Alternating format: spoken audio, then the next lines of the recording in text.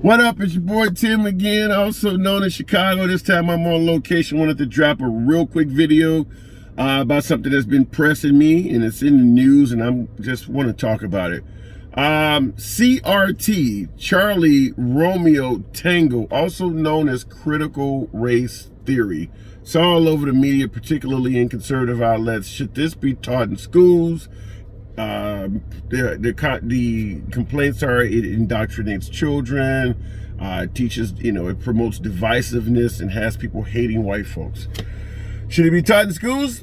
Well, before we get into that, I'm just gonna ask real quick that you go ahead and give me a like or a dislike depending on where this is going. It helps the analytics of the channel, and I do appreciate it. It doesn't cost you a dime to do it. Hit that subscribe button so you know when I'm dropping these gems on you, and let's go ahead and get into it. Critical race theory, should it be taught in schools? Is it divisive? Does it indoctrinate children? My answer is, yeah, it definitely is divisive, and it certainly indoctrinates children. When it comes to indoctrination and being, and in regards to critical race theory, even though I don't think that this is a healthy thing to teach in schools, because it is going to create, just a line of division between, Caucasian people and minorities, because it will be talking about white privilege. It'll be talking about slavery, civil rights. It's going to make white people look bad. And we can say, well, it's those white people and not the ones that, I understand that, and there's a lot of truth to that. But the fact is, it's going to make white people look bad. So should it be taught in schools?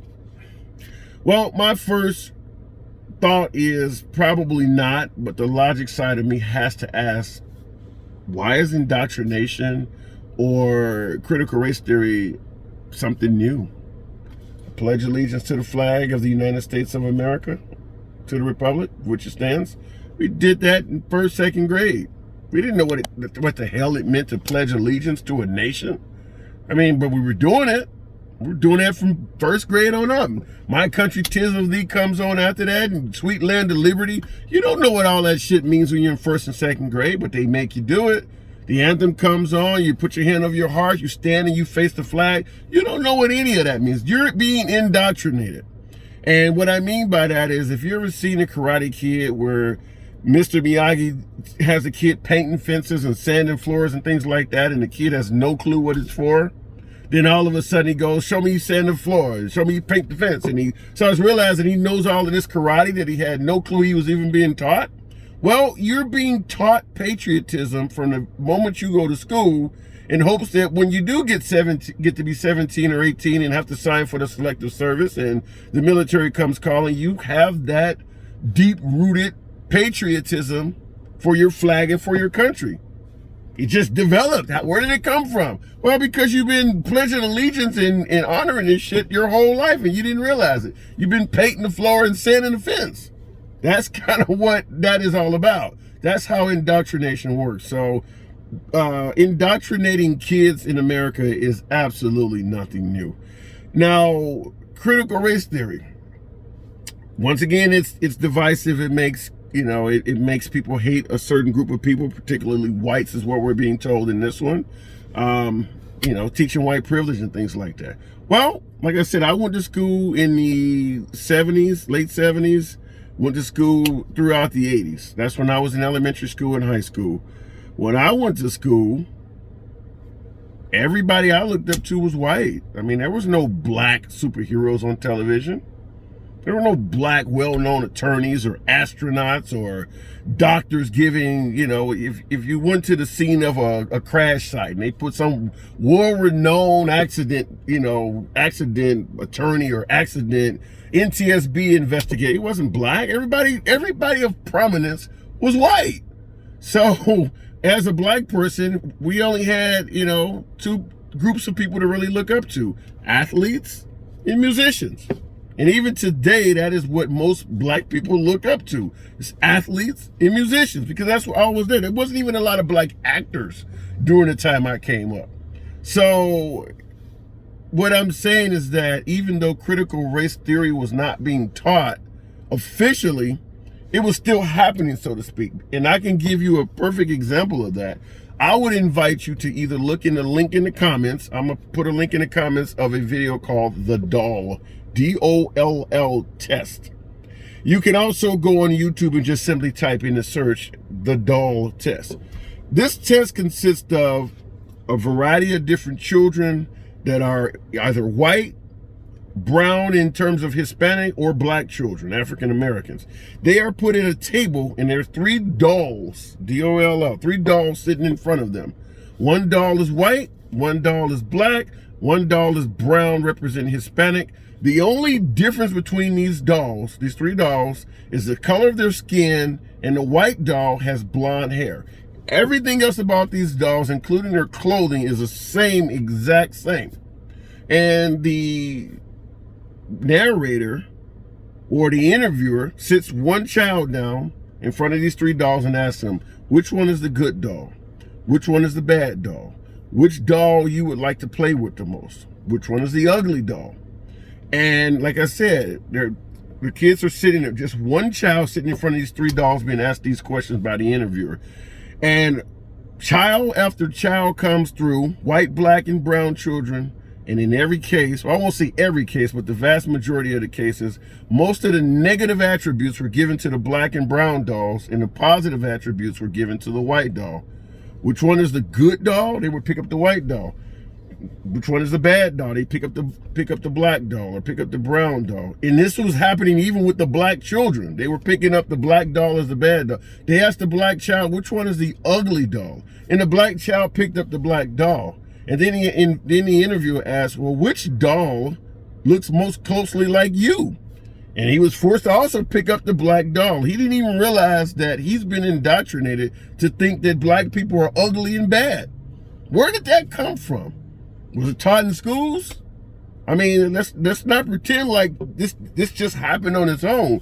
There is some type of indoctrination or critical race theory like activity that's been happening since the beginning of time. There's a reason why all of these kids had all of this negative mindset, subconsciously negative viewpoints toward black and brown and positive towards white.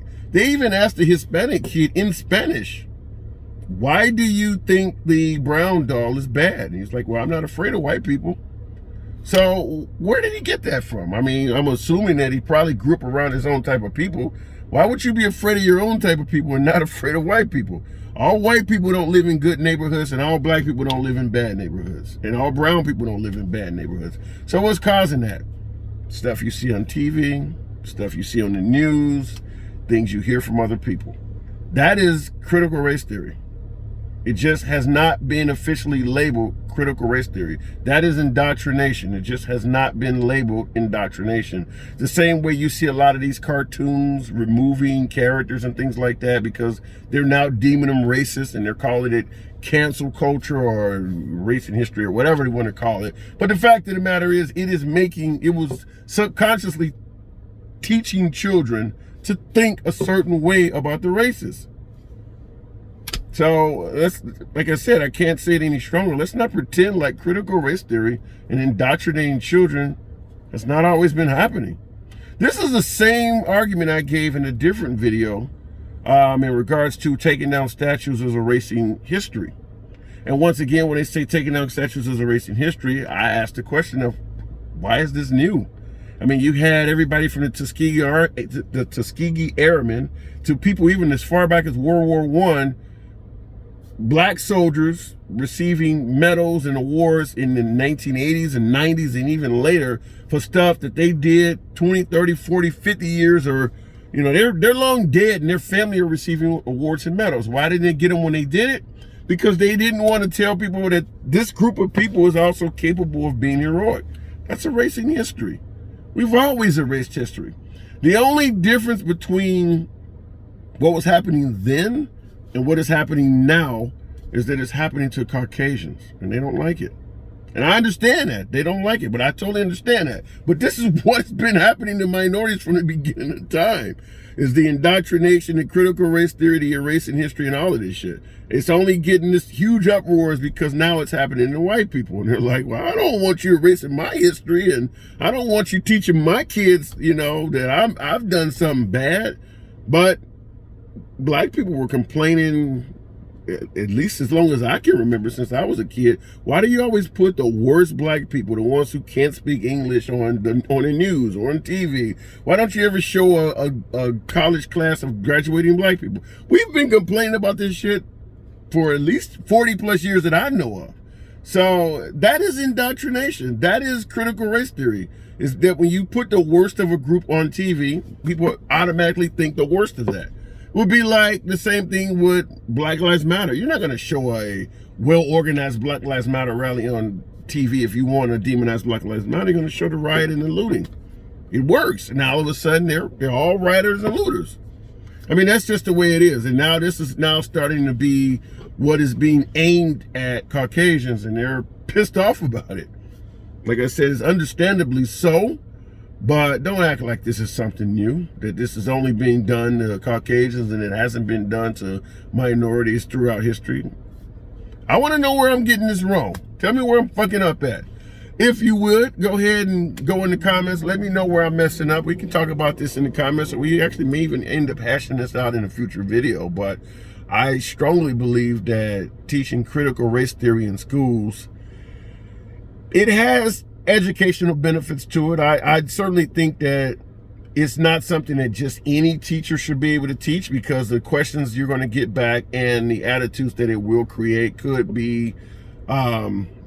it could create some adverse effects in class, particularly if you have a diverse class. You got a class and there's, 80% black, and there's like 2 or 3 white kids sitting there, and you're going to be teaching all this horrible white history. It is bad. I mean, there's no doubt about it. It could cause problems. So I do believe that I believe that there is a lot of value to teaching critical race theory, but it should be done under well choreographed circumstances. You don't just throw this information out there, because as I just showed you, it has been horrible to black people. Horrible. So bad so that even black people think they're fucked up from the age of a child. Like I said, you got the video I'm talking about, the dog test. This is like 5 and 6 year olds. Some of them even look like they're younger than that. They're barely toddlers, and they already think all sorts of negative things about their own people. They didn't pick this up because they got robbed at a liquor store, or, they seen drug dealing in their neighborhood. They picked this up from TV. I mean, it's plain and simple. They picked it up from TV, watching, the bad guys black, and, even from cowboys and Indian days, the good guys wore white, the bad guys wore black. I mean, you're just teaching them over and over again that black and brown is bad and white is good. It's in all sorts of messages. The maid in this cartoon is black, or Aunt Jemima's syrup and all that. The black people have certain roles, the brown people have certain roles, and the white people have the hierarchy. And it was just being ingrained into the head over and over again. Tell me where I'm getting it wrong at. Where am I fucking up at? Anyway, I'm going to go ahead and cut this video right here. I don't want to go too far into it, but critical race theory indoctrination is nothing new, including, as I mentioned earlier, changing history or correcting history is the proper term. It's not erasing history. Can't erase history, but properly stating what happened throughout history. None of this stuff is new. None of it at all. It's just now it's happening to white people, and they don't like it. Your boy Chicago out. Talk to you in the comments.